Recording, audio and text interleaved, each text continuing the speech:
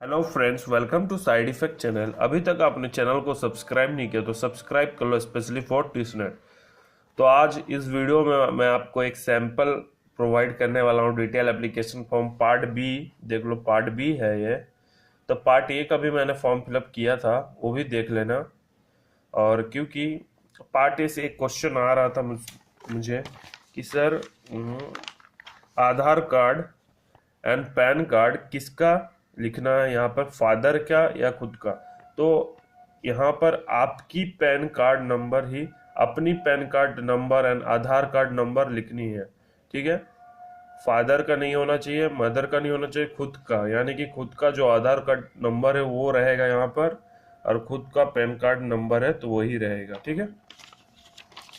तो part A में थोड़ा चेंजेस आए हैं, ऑनलाइन फिलअप करना है या ऑफलाइन। अभी तक तो मुझे कोई इन्फॉर्मेशन नहीं मिली है। इन्फॉर्मेशन मिलते ही मैं आपको शायद वीडियो में बता दूंगा आपको, लेकिन वीडियो का इंतज़ार करने से बढ़िया आपको है जिनका 5 मार्च को है, 6 मार्च को है, उनको कॉल करो टी स्केयर में, ताकि आपको वो बता दें। जल्द से जल्द फ़ोन कर लो, ठीक है। वीडियो कब आएंगे वो पता नहीं, लेकिन आप खुद के लिए मैं आपको अभी से ही बता दे रहा हूँ कि आप कॉल करो टी स्केयर में, खुद से जान लो कि ऑनलाइन कोई फिलअप करके प्रिंट कराकर जो ब्लैंक है उसको हाथों से फिल करना है कि नहीं, ठीक है। Detail application form part B, तो सैंपल पार्ट बी को भी भरते हैं यहाँ पर। तो सबसे पहले यहाँ एक फोटो अपनी कलर फोटो यहाँ पे पेस्ट कर कर सिग्नेचर कर देनी है। थोड़ा जूम करेंगे इसको हम लोग,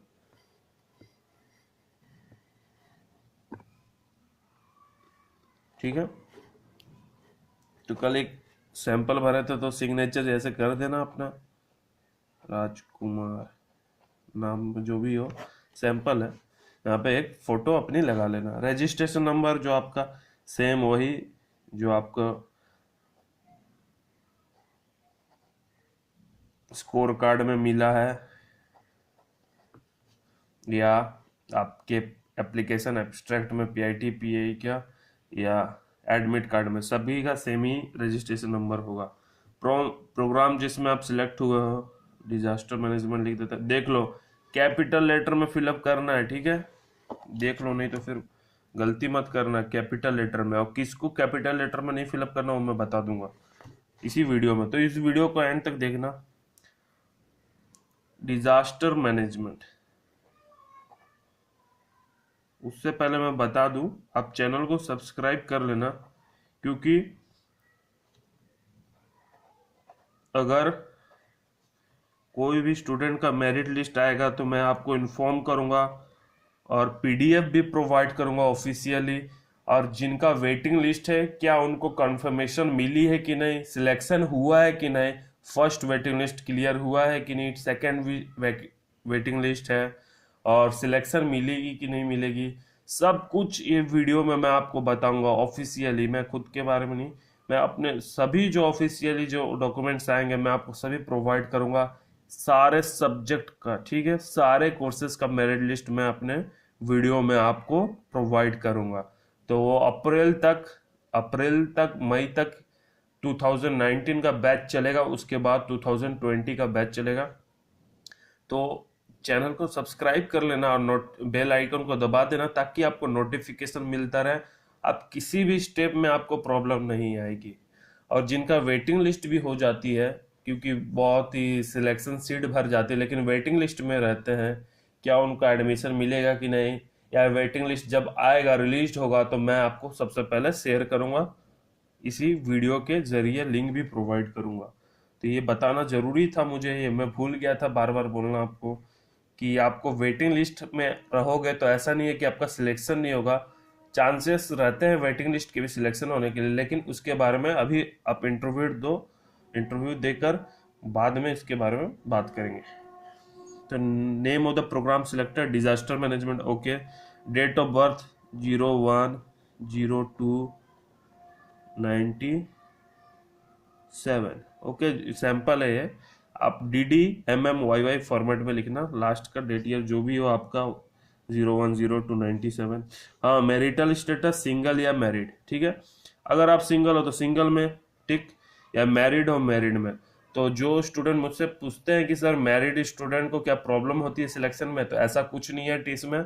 मैरिड स्टूडेंट भी पढ़ते हैं और सिंगल स्टूडेंट भी पढ़ते हैं। ऐसा कोई नियम नहीं है कि आप मैरिड हो तो आपको सिलेक्शन नहीं मिलेगा। इंक्लूडिंग एचआरएम मैरिड भी पढ़ सकते हैं, अनमैरिड भी पढ़ सकते हैं। तो एज ऑन जून 1 2018, तो 2018 तो ये नहीं होगा क्योंकि ये प्रीवियस ईयर का फॉर्म है।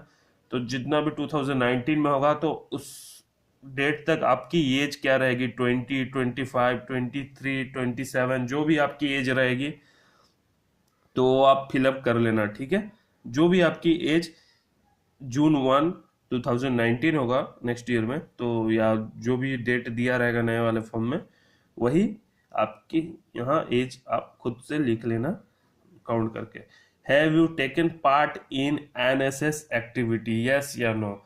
अगर आपने एनएसएस ज्वाइन किए थे अपने कॉलेज के टाइम में तो यस कर देना, नो नहीं किए थे तो नो, लेकिन यस कर, अगर जिनका है तो ज़रूर बताना कि हाँ मैंने एनएसएस में पार्टिसिपेट किया था, क्योंकि ये एक अच्छा पॉइंट रहती है कि कॉलेज में भी आपने कुछ ना कुछ किया हुआ है, तो अच्छा आपका एक सीवी बनेगा। सेकंड में आते हैं, सेकंड पेज में, तो ये बहुत ही इम्पोर्टेंट पार्ट है। और मैंने भी बताया था कि नेक्स्ट वीडियो और एक वीडियो में लाऊंगा जिसमें बताऊंगा कि इंटरव्यूअर कौन कौन से कॉलम को देखते हैं, कौन कौन से पॉइंट को ज़रूर पढ़ते हैं। तो ये कॉलम बहुत ही ज़्यादा इम्पोर्टेंट है। इसमें क्या क्या करना है आपको मैं बताता हूँ, रुक जाओ जूम करते हैं। हाँ, इसी में आपको एसएससी यानी कि 10th 12th graduation, post graduation और एनी अदर सर्टिफिकेट डिप्लोमा जो भी हो आपका, वो सब डिटेल फिलअप कर देना। जितने भी आपको कोर्स में अगर आपने पोस्ट ग्रेजुएशन किया तो यहाँ पे मेंशन कर देना। अदर सर्टिफिकेट, किसी चीज़ की आपके पास सर्टिफिकेट हो या डिप्लोमा, वो भी शेयर कर देना। नेम ऑफ द, जूम करते हैं, नेम ऑफ द इंस्टीट्यूशन के बारे में भी पूछा गया है। Name of the institution, attend from, इतने सालों से इतने तक किए थे आपने। Year of passing, major subject study, जो भी आपने 10th में English, math, science, social science, Hindi पढ़े वो भी लिख देना। टोटल मार्क्स कितने लाए थे आउट ऑफ मैक्सिमम मार्क्स, मतलब टोटल में से कितना आपने लाया, ओवरऑल परसेंटेज या एवरेज या सीजीपीए जो भी हो, ये आपको सभी का फिलअप कर देना है। तो ये बहुत ही इंपॉर्टेंट पॉइंट है, गलती मत करना। देखो कुछ कोई सा भी पेज में आप अगर लिखने में गलती कर रहे हो, जैसे कि आपने लिख कर, एक सैंपल की तरह मैं बता रहा हूँ, आपने यहाँ लिख दिया 75%, लेकिन ऐसे से काट कर फिर 75 लिखा, तो ओवर राइटिंग मत करना, मिस्टेक मत करना। सिंपल सा क्या करना है, इस पेज को ही नया प्रिंट करवा लेना और फिर फ्रेशली लिखना। गलती मत करना, ज़्यादा काट फुट मत करना कहीं पर भी लिखने में, क्योंकि ये अच्छा नहीं लगता, पढ़ने में भी मुश्किल होती है। तो नया प्रिंट करा लेना गलती होगी तो, ठीक है। और एक बात, चलो इसको पढ़ते हैं।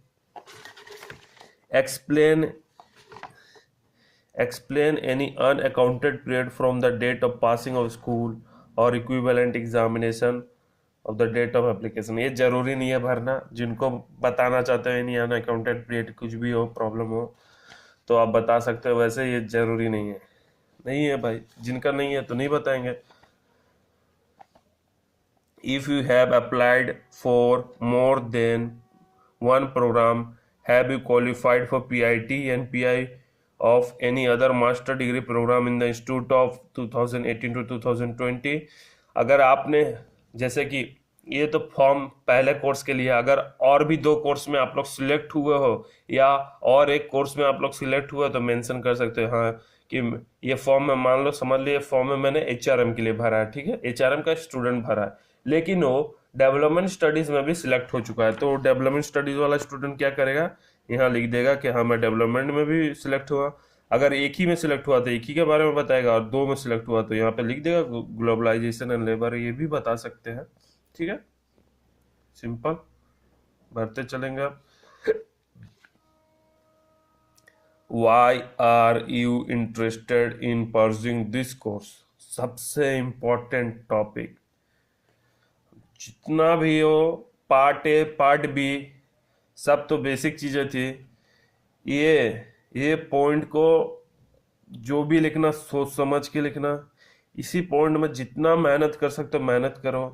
अपने कोर्स के बारे में जानो, गूगल है ये आपके पास, गूगल सर्च करो भाई डेवलपमेंट स्टडीज किस लिए है, क्यों पढ़ना चाहते हो, अच्छे अच्छे पॉइंट उठाओ और आपके मन में क्या है कि आपको क्या होगा इसे पढ़ के, या आप क्या समझते हो या आप क्या सोच रहे हो अपने कोर्स के रिलेटेड, वो इतने में ही लिखना है। देख लो, एक लाइन, दो लाइन, तीन, तीन, चार, पांच लाइन में आपको इतना स्पेस दिया रहेगा, लिख देना। लेकिन मैं बताऊं, इसमें अच्छे से लिखना, गूगल सर्च करो, अच्छे से पढ़ो, क्यों पढ़ना चाहते हो, क्या कारण है, कैसे है, क्यों इंटरेस्टेड हो। सबसे पहली बात तो इंटरेस्टेड क्यों हो, तो वो जरूर मेंशन कर देना है, बहुत ज़्यादा इंपॉर्टेंट है। मैं बता दे रहा हूँ, कोई आपको बताया नहीं बताया, मैं अभी बता दे रहा हूँ आपको, कहीं से आपको वीडियो मिलेगा नहीं मिलेगा। ये बहुत इंपॉर्टेंट पॉइंट है, 9 नंबर। ठीक है।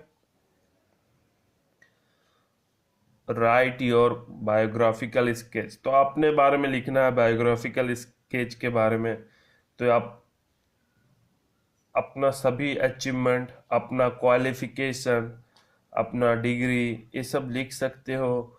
ये भी लिख सकते हो कि आपके फ्यूचर गोल्स क्या हैं, ये भी लिख सकते हो बायोग्राफिकल स्केच में। और अपने बारे में ही लिखा जाता है, जैसे कि सैंपल, अगर सैंपल देखोगे बायोग्राफिकल स्केच का, तो अब मान लो एक सचिन तेंदुलकर का बायोग्राफिकल स्केच आप पढ़ रहे हो, ठीक है।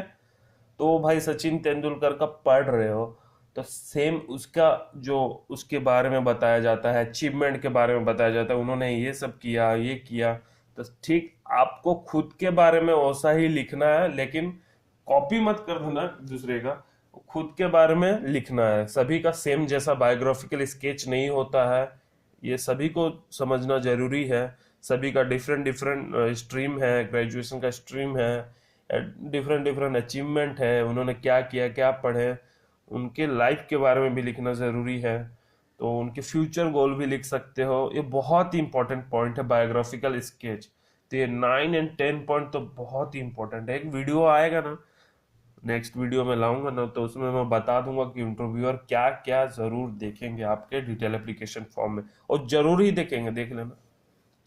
तो पॉइंट नंबर 10 हो गया बायोग्राफिकल स्केच। इसके लिए स्पेस भी दिया गया है, क्योंकि आपको 250 वर्ड में लिखना है, ठीक है, 250 वर्ड। और ये देखो, दिखाता हूँ आपको मैं,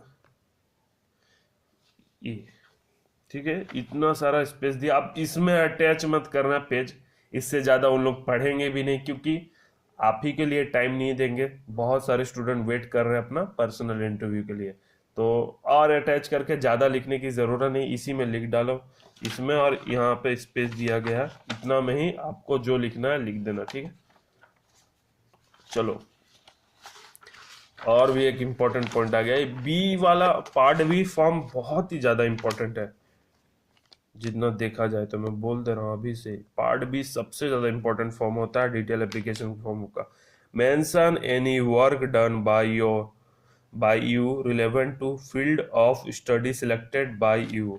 अगर आपने कोई सा भी वर्क किया हो relevant to your field of studies, जो भी आप सिलेक्ट हो रहे हो, या किसी कोर्स में आप लोग सिलेक्ट हुए हो पीआईटी एंड पीआई के लिए, उसी में किसी वर्क या एनी रिलेवेंट फील्ड स्टडी किए हो कि नहीं किए हो, मेंशन कर सकते हो। और देख लो 11 नंबर पॉइंट भी है ना, बहुत ही ज़्यादा इम्पोर्टेंट है।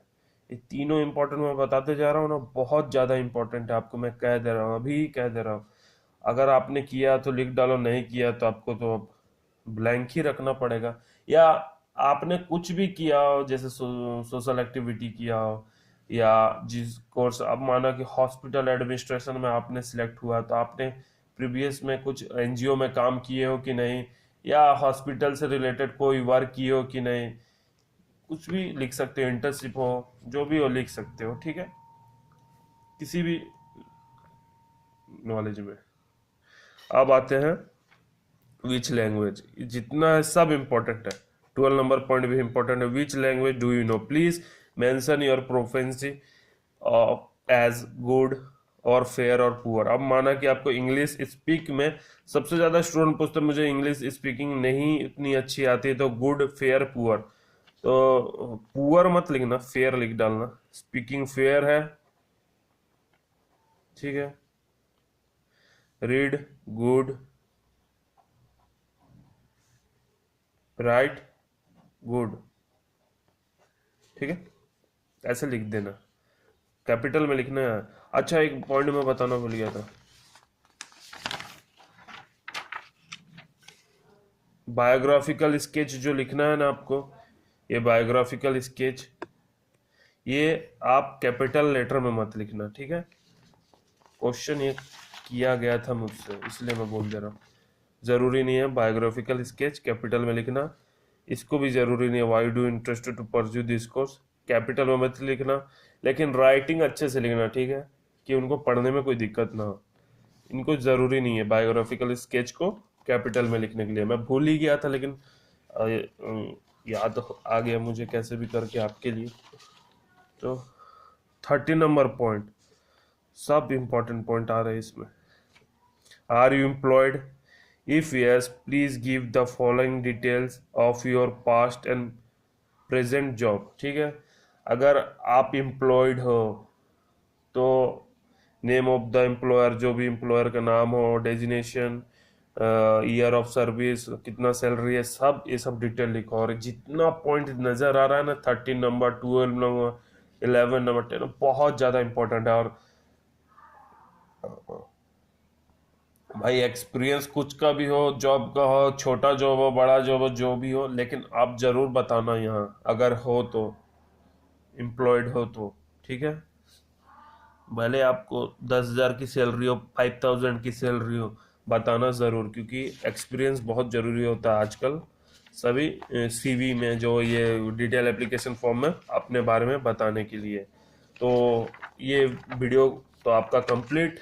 अब शायद आपका कोई भी क्वेश्चन नहीं रहा होगा, जितना मैं कर सका आपके लिए किया और बता दिया, आपको समझा दिया हूँ। और रही बात कि आपको अब सब अच्छे से लिखना है, मेरी तरह ही ऐसे हैंड राइटिंग में मत लिखना, अच्छी तरीके से लिखना। मैं तो एक सिंपल के बारे में बता रहा हूँ, एकदम क्लीन, नीट एंड क्लीन रहना चाहिए। पेपर को भी गंदा मत कर देना। ये कोई कोई क्या करते हैं, डिटेल एप्लीकेशन फॉर्म को ऐसे मोड़ ओड़ के सब बेकार कर देते हैं, वो सब मत करना, एकदम नीट रखना।